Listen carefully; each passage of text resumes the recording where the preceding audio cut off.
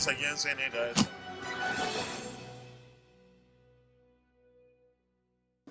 A warm welcome to another episode of NASS This Week.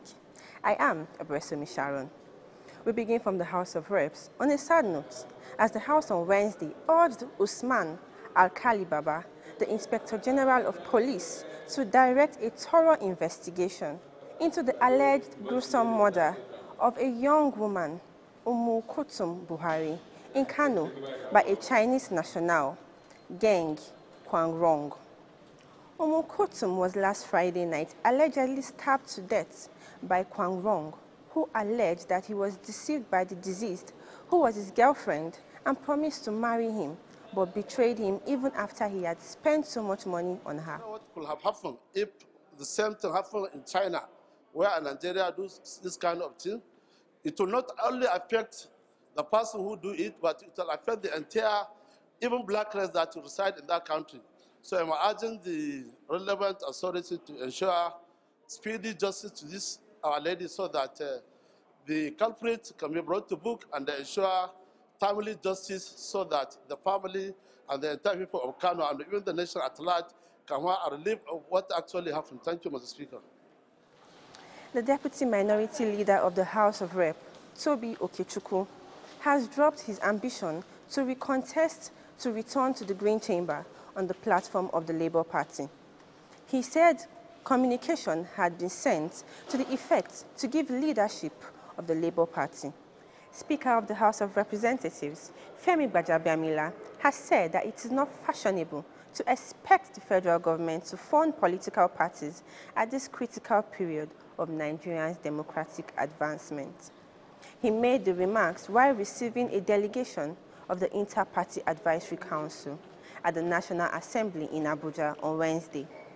Also, the House of Representatives and the Academic Staff Union of Universities have reached an agreement on how to end the ongoing strike by the Ivory Towers lecturers.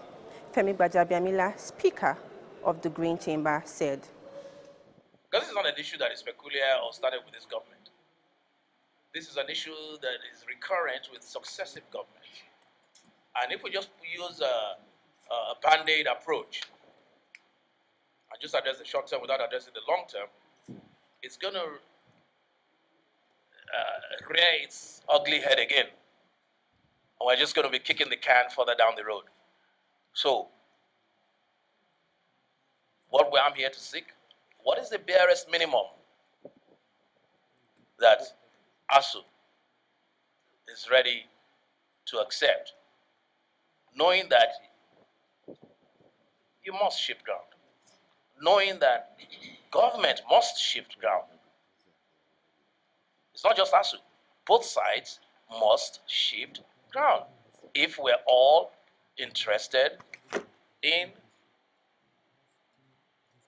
our education system and our children. Now, my worry is this, and I've said this over and over again.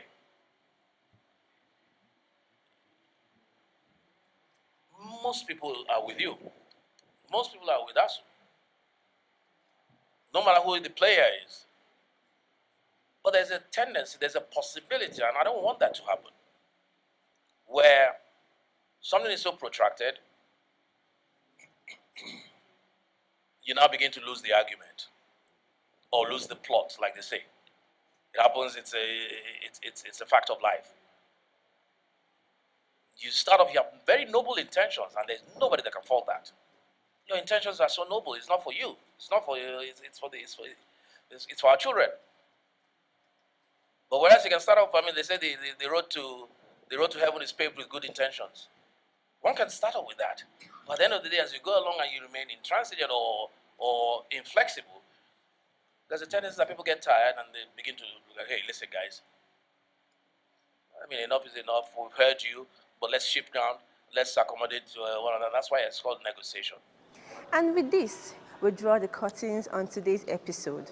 Join us again on another insightful episode next week.